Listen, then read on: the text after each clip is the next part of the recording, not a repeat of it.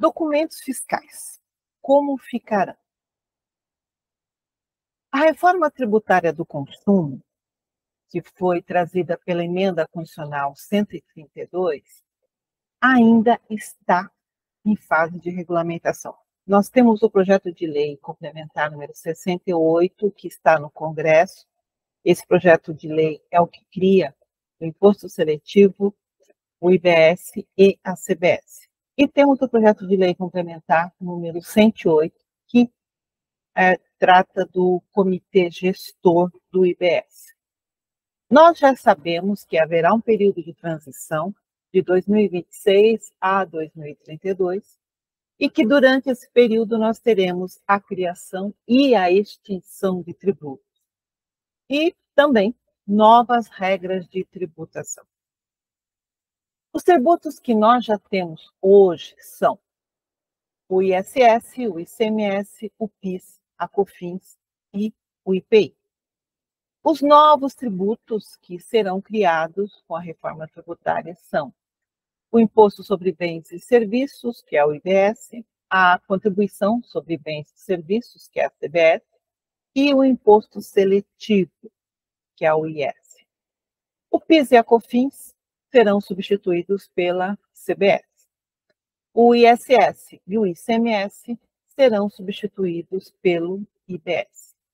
O IBS e a CBS é a que compõe o nosso IVA dual. IVA é Imposto sobre Valor Agregado. É importante observar que o IBS tem uma parcela do município e uma parcela do Estado. E a CBS, ela é de competência da União. Nós já temos os documentos para os tributos atuais, no caso ISS, ICMS, PIS, COFINS e IPI. E precisaremos ter documentos para os novos tributos, o IBS, a CBS e o Imposto Seletivo. Nós temos lá na Constituição Federal, na redação trazida pela Emenda Constitucional 132, a seguinte determinação. No artigo 156A, que trata do IBS, lá no inciso 13 do parágrafo 1º, está disposto que, sempre que possível, terá seu valor informado de forma específica no respectivo documento fiscal. Isso é o IBS. Lá no artigo 195, parágrafo 16, está indicado que aplica-se a contribuição prevista no inciso 5, leia CBS, o disposto no artigo 156A, parágrafo 1º, e temos lá o inciso 13, ou seja, tanto o IBS como a CBS deverão ter os seus valores informados de forma específica no documento fiscal. Como a legislação só menciona os artigos e não menciona o nome do tributo, então aqui, para facilitar o entendimento, eu relaciono esses artigos. O 153, inciso 4, trata do IPI. 153, inciso 8, trata do Imposto Seletivo. 155, inciso 2, trata do ICMS. 156, inciso 3, é o ISS. 156A é o IBS. 195, inciso 5, é a CBS. E o artigo 195, inciso 1, a linha B, e inciso 4, e o artigo 239 tratam do PIS e da COFINS. Em relação aos documentos fiscais, o projeto de lei complementar 68, ele traz no seu artigo 61, esse artigo é o da redação que foi encaminhada para o Senado,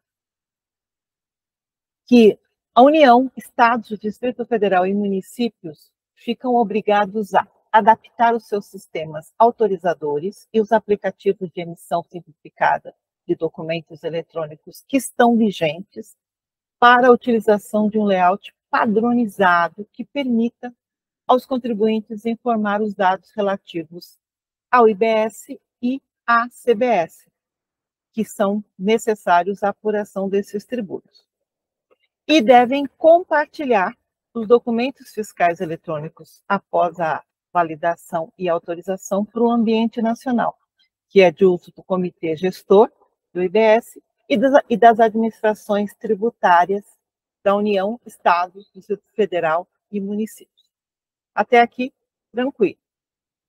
Mas nós temos também, lá no parágrafo 1º, a disposição no sentido de que os municípios do Distrito Federal ficam obrigados, a partir de 1º de janeiro de 2026, autorizar os seus contribuintes a emitir a nota fiscal de serviço eletrônica do padrão nacional no ambiente nacional, ou, no caso desses municípios possuírem um emissor próprio, terão que compartilhar os documentos que forem emitidos nos seus aplicativos, observando esse layout padronizado e compartilhando esses documentos para o ambiente nacional da nota fiscal de serviço eletrônico.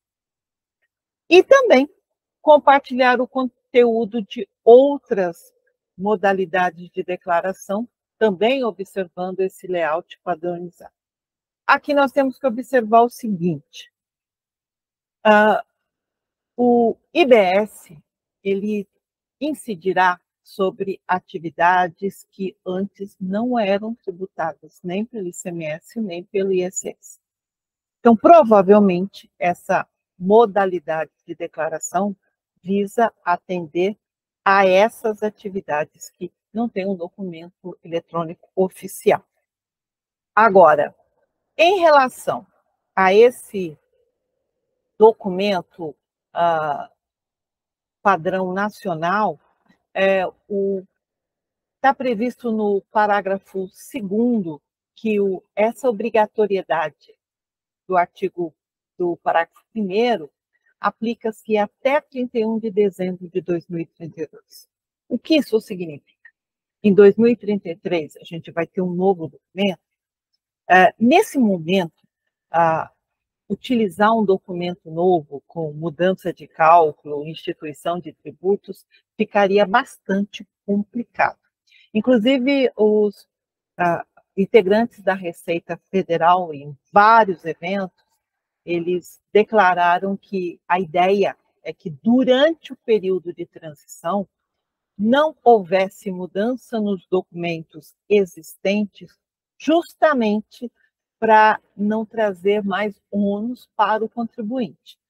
Então, em princípio, mais fácil adotar os documentos que já existem, com a inclusão de novos campos para comportar os novos tributos, até que termine o período de transição e aí depois pensar, talvez, em um novo documento. Nós temos, a Lei Complementar 199 de 2023, previu um documento que seria usado para todas as operações e prestações, que era a tal Nota Fiscal Brasil Eletrônica. Então, essa nota, ela está no texto da lei complementar, ainda não foi desenvolvida, a gente não teve nenhuma publicação nesse sentido. Agora, pode ser que lá em 2033 seja utilizado esse novo documento. Por enquanto, o que nós sabemos é que foram publicadas notas técnicas acrescentando campos aos documentos que nós já temos, como estava previsto lá pelos integrantes da Receita Federal, e que os contribuintes deverão observar esse novo layout até janeiro de 2026. Foram publicadas 3 notas técnicas. A nota técnica do 2024-001, que trata do conhecimento de transporte eletrônico, bilhete de passagem eletrônico, nota fiscal de energia elétrica e a nota fiscal de comunicação. A nota técnica 2024-002, que trata da nota fiscal eletrônica 55 e a da nota fiscal consumidor eletrônico. E temos a nota técnica número 1 do Comitê Gestor da Nota Fiscal de Serviço Eletrônico, que trata da nota fiscal de serviço. É importante observar que o projeto de lei complementar ainda está em tramitação. E essas 3 notas técnicas, elas foram publicadas baseando-se no texto que foi remetido para o Senado. Portanto, havendo alteração no Senado, essas notas técnicas deverão ser adequadas a essas alterações. Por isso, nas 3 notas técnicas, nós temos um aviso indicando que, como ainda está em discussão a implantação da reforma tributária, essas notas técnicas poderão ser ajustadas ao longo do processo. E, da mesma forma, o que já foi publicado anteriormente também pode passar por alguma alteração. E o que nós podemos já saber é que foram criados grupos de informação, tanto para o IBS, municipal como estadual, para a CBS e para o imposto seletivo, códigos de situação tributária. Para o IBS e CBS é único, e para o imposto seletivo, esse código vai ter 3 dígitos, e o código de classificação tributária do IBS, da CBS e do imposto seletivo, que é um código que tem 6 dígitos. E em todos os documentos, nós temos o detalhamento tributo a tributo. Com exceção da nota técnica 24001, que não está prevendo o grupo de imposto seletivo, as outras 2 têm. O grupo de informações do imposto seletivo apresenta base de cálculo, alíquota, unidade de medida, o valor do imposto. Depois nós temos o grupo de informações do IBS de competência das unidades da federação, com a alíquota do IBS estadual e o valor do tributo para o Estado. Depois nós temos grupos para detalhar cada uma daquelas situações que estão sendo previstas, como informação para crédito presumido, informação para diferimento, informação para devolução de tributo, tal do cashback, informação para alíquotas reduzidas e informação para desoneração. Inclusive, eles já trazem um exemplo, né, do que seria essa desoneração, operação com a Zona Franca, operação com suspensão dos tributos. E, da mesma forma que nós temos o IBS para o Estado, nós vamos ter também para o município, com a informação da alíquota municipal e o tributo que será destinado ao município.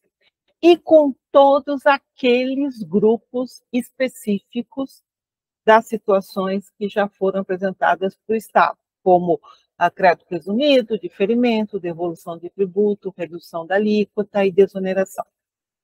Depois nós temos um grupo com as informações para a CBS, também com a alíquota da CBS, valor do tributo, e com todos aqueles grupos das situações específicas, crédito presumido, diferimento, devolução, redução de alíquota e desoneração. Nós vamos ter um grupo com informação do IBS e da CBS para a tributação monofásica, né, que é aplicável aos combustíveis, o total dos tributos que foram criados no imposto seletivo, os IBS do Estado, IBS do município, a CBS e a tributação monofásica, e depois o total da nota, incluindo as informações relativas aos impostos que foram calculados por dentro e esses que são calculados por fora. A nota técnica 24001 foi publicada em 1º de agosto e ela afeta os documentos Conhecimento Transporte Eletrônico, modelo 57, Conhecimento Transporte Eletrônico Produtos e Serviços, modelo 67, Bilhete de Passagem Eletrônico, modelo 63, a Nota Fiscal de Energia Elétrica Eletrônica, modelo 66, Nota Fiscal Fatura de Serviço de Comunicação Eletrônica, que é o modelo 62. Está previsto que a implantação e homologação aconteça em 1º de setembro de 2025, a implantação em produção 31 de outubro de 2025 e a entrada em operacionalização ocorra 1º de janeiro de 2026. Nós temos aí um ano pela frente, mas esse prazo é necessário para adaptação, tanto pelo fisco dos seus sistemas, bem como pelos contribuintes da sua solução. E na nota técnica 2024-001, nós temos lá as informações do IBS para a CBS, com Código de Situação Tributária do IBS da CBS, o Código de Classificação Tributária do IBS da CBS, bem como o valor da base de cálculo que é comum. A proposta é que o IBS e a CBS tenham regulamento único, mesma base de cálculo, o que vai mudar são as alíquotas, porque são para entes diferentes, né? E temos todos aqueles grupos de informação que devem ser apresentados por item, ou deve ser indicado no corpo do documento, se o documento não possuir item. A nota técnica 2024-002 também foi publicada no dia 1º de agosto, e ela afeta a nota fiscal eletrônica modelo 55 e a nota fiscal consumidor eletrônica modelo 65. O prazo de implantação e da entrada em produção e operacionalização é o mesmo. 1º de setembro de 2025, 31 de outubro e 1º de janeiro de 2026. Também são criados grupos de informação e aqui, além do IBS e da CBS, nós temos a informação do imposto seletivo, bem como os códigos de situação tributária e de classificação da tributação. E aqui também nós vamos ter o imposto seletivo. E a terceira nota técnica, é a que trata da nota fiscal de serviço eletrônico, ela também foi publicada no dia 1º de agosto, e o documento afetado é a nota fiscal de serviço eletrônica padrão nacional. Nós temos nessa nota técnica os grupos de informação do IBS, para a CBS e para o imposto seletivo, com os códigos de situação tributária e com o código de classificação tributária também para os 3 tributos. Uma coisa importante que nós temos que observar em relação à nota fiscal de serviço padrão nacional é que já existe obrigatoriedade de uso para os contribuintes do MEI, desde 1º de setembro de 2023, independentemente da adesão do município ao documento padrão nacional. Os demais contribuintes só podem usar o documento padrão nacional se o município tiver aderido ao convênio e optado pela utilização da nota fiscal de serviço eletrônico padrão nacional. O que isso significa? Que os municípios, a partir de janeiro de 2026, ou eles podem aderir ao padrão nacional ou manter os seus aplicativos próprios, incluindo esses novos campos que estão sendo definidos agora, e repassar as informações dos documentos emitidos para o padrão nacional. Então, isso vai ficar a cargo de cada município. Por isso, esse prazo é importante para que haja tempo de análise da situação, né? Porque provavelmente a lei complementar só seja aplicada no final do ano, e que o contribuinte também possa se preparar para atender o que for definido pelo município. Como vão ficar as escriturações fiscais digitais? Nós temos a FD Contribuições, o PIS e COFINS serão extintos em 2027. O que vai ocorrer? Se as informações na FD Contribuições só estiverem voltadas para a apuração do PIS e COFINS, perdeu a função. Então, ela também vai deixar de existir, vai ser utilizada provavelmente para uma retificação de uma declaração já apresentada. O mesmo a gente vai ter que avaliar a FD ICMS-PI. O ICMS será extinto em 2033, mas o IPI não será extinto.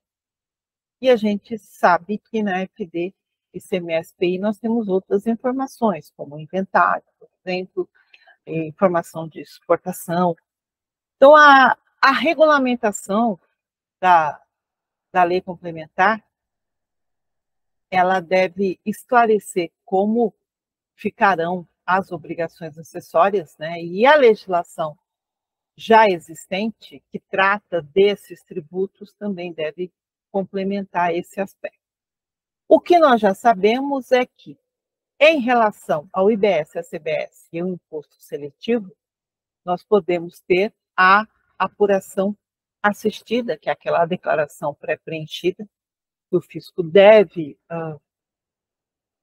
apresentar para o contribuinte, mas tudo isso está em tese no projeto de lei complementar. Enquanto nós não tivermos a lei complementar publicada e o regulamento publicado, a gente vai ficar mais na base da, vamos assim dizer, do questionamento do que propriamente de uma certeza. Então, é isso que eu tinha para apresentar para vocês em relação aos documentos fiscais. Espero ter esclarecido alguma coisa, e a gente sabe que, enquanto não for publicada a regulamentação, vamos ter mais dúvidas do que certeza, mas estamos acompanhando.